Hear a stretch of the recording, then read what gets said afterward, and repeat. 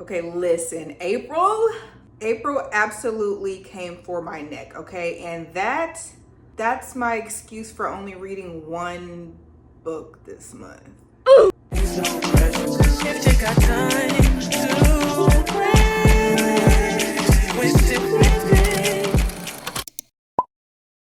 Hi everybody, welcome back to the channel. My name is Caitlin. If you're new here, and I'm so happy that you found me and so happy that you're here. Yeah, I was not lying, unfortunately. April was gnawing at my kneecaps and I only read one book, okay? I honestly have no right even calling this a reading wrap up in any way because it's more like a reading closing statement at best. A closing sentence, if you will, because one book, baby, that's not a wrap up. That's not a wrap up. But that is why I thought it would be a little bit more fun and a little bit more of a Caitlin classic book talk experience if we just went ahead and threw the May TBR in there. And y'all, it's very ambitious. It's double what I normally go for because of my lackluster performance back in April, okay? But before we get into the May TBR, of course, I am gonna touch on the one lonely number that I got to read this month, just for the sake of addressing what I read. Don't forget to like, comment, and subscribe if you want to see more book creativity and lifestyle content for me. And let's go ahead and get into that little closing statement that I mentioned. So the only book that I got to read in April was Expiration Dates by Rebecca Searle, okay? I read In 5 Years by Rebecca Searle, I want to say in January, either January or December last year,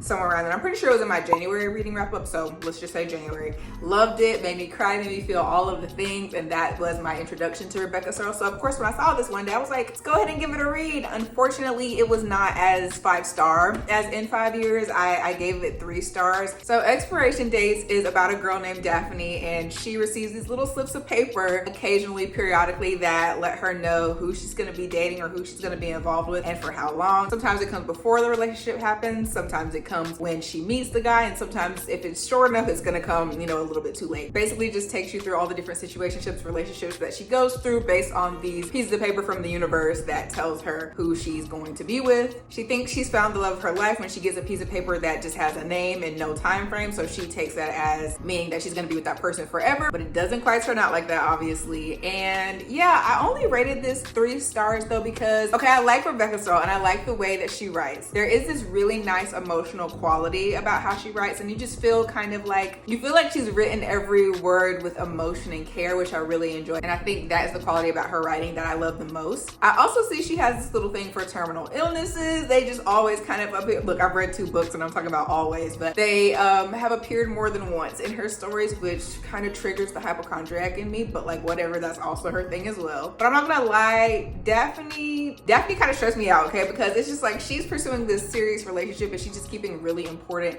secrets from her partners about, you know, her lifestyle. And I'm not trying to spoil too much, obviously, but just really important things about herself that she should be sharing with her partner. And then the relationship that she got in, the one with, you know, the piece of paper that didn't have an ending date on it, that relationship just moved kind of fast for me. Like they moved in with each other after like such a short time. And I was just like, that's annoying. Like you're doing this and you're moving fast because you just assume that this person is going to be your forever person, which she didn't really know what the lack of date on the piece of paper meant. She was just kind of assuming. I don't know. That part just kind of like came across as a plot hole for me. And also the ending of the story was just kind of mid. We just jumped a little over a year into the future after the big thing, the climax, the big secret of the story is revealed, and then like there are no answers. There's only inferences of what we think possibly happened, but also it's just kind of like, duh, of course that happened, because another character in the story's name is Hugo, who is Daphne's best friend, but also ex. And if you're like still hanging out with your ex every single day, doing the most with him, he's coming to your house, y'all having sleepovers and everything, like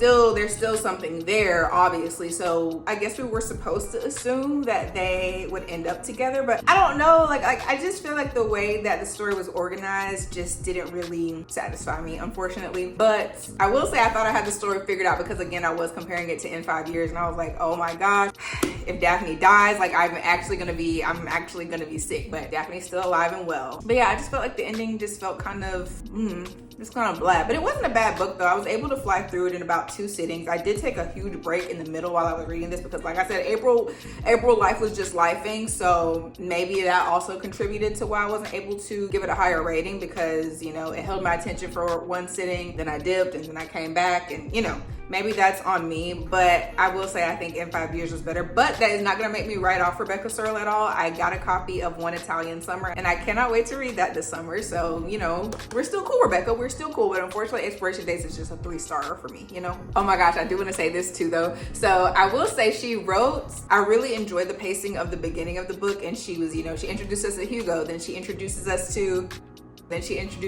Jake, and I was so invested, you know, I was really liking Jake. I was like, okay, Jake seems like a perfect option for her one true love. And then she dipped on to talk about one of Daphne's past relationships, or past pieces of paper. That's what I'm calling these men, her past pieces of paper.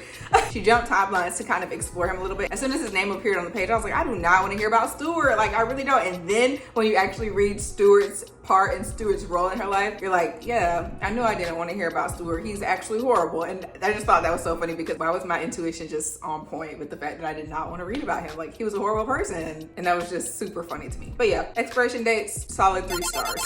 Okay, now let's get into the nitty gritty. Let's get into how May is going to be my redemption month, okay? I've got so many good book options that I want to read. In case you missed it, I just posted an awesome collective book haul where I thrifted some amazing finds. Y'all, stuff that's still like relevant and new, brand new books, amazing quality books. I thrifted them. I went to half price, went to Goodwill, and I really got some good finds. So check out that video if you missed it. But let's kind of get into what I've narrowed in on as my target reads for May. Okay, so I don't have a copy of The Bell Jar because it is on my iPad in my books app, but I want to mention it because a goal of mine is to incorporate more classics into my reading rotation. So I put The Bell Jar on my radar for April. We're not talking about April anymore, okay? But I want to read The Bell Jar, and I want to read To Kill a Mockingbird. Now, To Kill a Mockingbird is technically a reread for me, but the last time I read it, I was like 13, 12. Like I was probably a freshman in high school. So it's been a while. Definitely could use a reread, and it will probably come across as a fresh story for me. I'm definitely putting this on the list for May. The goal is to reread this so I can read Go Set a Watchman for the first time in June. Oh, I also meant to mention this book first. So I've actually already started it, but it's going on the May TBR because obviously April's over and I'm just starting, but I have already started this, and it's definitely my nonfiction self-help pick for the month of May. This is The Divining Decade by Meg J, and it just basically talks about why your 20s are the most important years of your life. Basically that philosophy that I was mentioning in one of my recent Yappy videos, where I was saying how your 20s is like your childhood for your adulthood, basically. So everything that you do in your 20s kind of develops the framework for your life that you will live as a real older adult in your 30s and 40s. So I picked this up. I'm already liking it because it's just backed by research already, and I don't know, I feel like it really just helps it to lock in my brain even more as facts because there's research to back it up. But I'm already liking it so far, and I'm excited to finish it and just see what I learn and see what type of new thought processes and patterns that develop from reading this. Now, my next 2 picks for the May TBR are romance. I want to keep the romance to a minimum, y'all. I don't know if it's PMS or what, but I'm just not in the mood to be reading too much about like people in love when I'm not in love. Like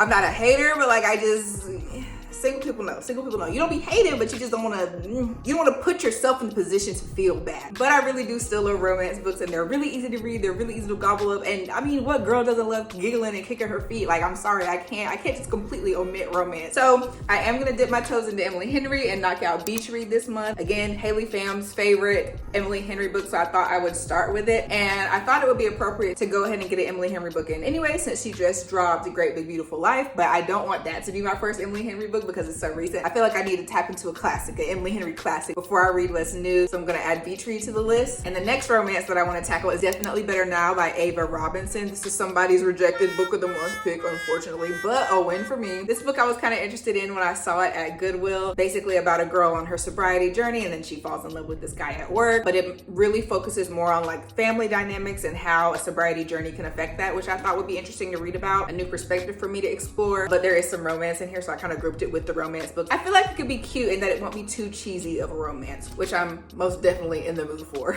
And also, look how beautiful this cover is. I told you I'm a sucker for good graphic design, good cover art, and like just the little details. I love how this book looks. Now, lastly, I have some picks of literary fiction. Y'all know that's pretty much my favorite genre anyway. I have 6 books on my May TBR in the Lit Fit category. The first one is one that I mentioned recently that has been on my TBR for literal years. I don't know how many places I have carried this book to with me, but it's seen way too many places, okay? I brought it from my childhood bedroom, brought it to my first dorm, brought it to my first apartment. Now it's my second apartment. Like, girl, read the book. read the book, okay? This book originally caught my attention because it's more of a coming of age story. And you guys know, as I repeat like a broken record, I'll be 25 in June, and I could just really relate to coming of age stories like this one. This basically just talks about a girl named Greer, and she meets her idol or one of her favorite people, Faith Frank. And then Faith, I guess, eventually becomes her mentor, and it just kind of changes the trajectory of her life and what she thought was gonna happen for herself, the guy who she thought she would be with forever, and just how your life changes and blossoms and develops into different ways than you predicted when you were younger in your 20s. So I feel like this book kind of explores that, and perfect timing. And I want to say this has like a college school setting, which is always fun to read about. So the female Persuasion, Meg Wolitzer, you're on the list. I really need to stop trying to film at this time of day because the sun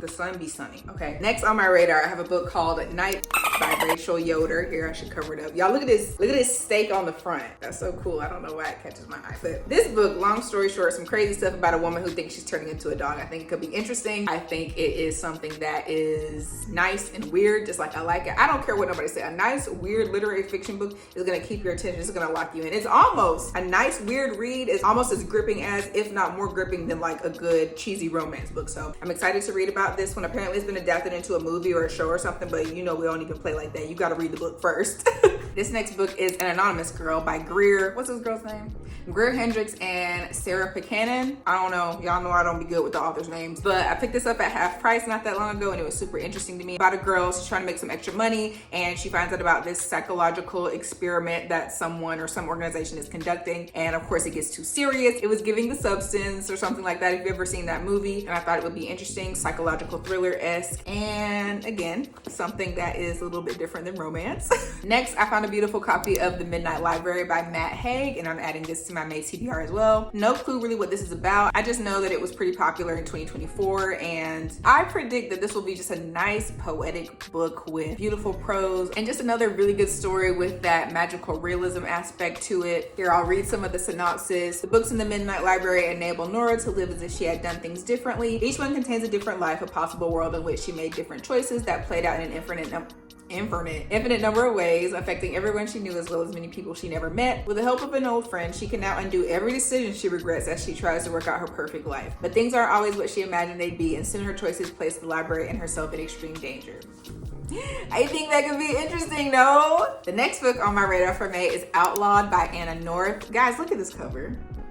Are you joking with this cover? First of all, this reminds me of that famous artist that I absolutely used to love in high school when I was taking way more art classes and stuff. That surrealism style. This is like a beautiful combination of surrealism and pop art. And again, sucker for good typography, sucker for a good color combo. I really didn't even care what the book was about when I saw a picture of it for real, but it was recommended to me by a friend. Hi B, if you're watching. But yes, it was a recommendation and I saw it at half price when I was there. So I just went ahead and snatched it. And this also kind of explores that theme about what if I lived a different life, or what if I break the mold or steer off the path that has been laid out for me. So I think that this will be a really interesting read, and I have a feeling that this might be a 5-star. Y'all, this lighting is crazy, and I'm about to hold up a yellow book, so you're probably not about to see nothing. But the last book on my May radar is Yolk by Mary H.K. Choi. Here, you can see it a little better if I hold it back away from the window. Another amazing coming of age story that I think might be a new potential favorite. According to the inner flap of the book, it's about two sisters, very different personalities. They kind of almost butt heads in a way, but when one sister gets terminally ill, they obviously come together and their relationship is made stronger. And I think the storyline and theme will be a good testament to also how life can throw so many different things at you, and that can alter your perspective in your relationship. And again, just the trajectory of your life and what you thought was going to happen and how you thought would be. I think this book may explore and address that in a cool and creative way. And that's it. That is my super ambitious May TBR, my redemption period that I'm crossing my fingers will redeem me from one book.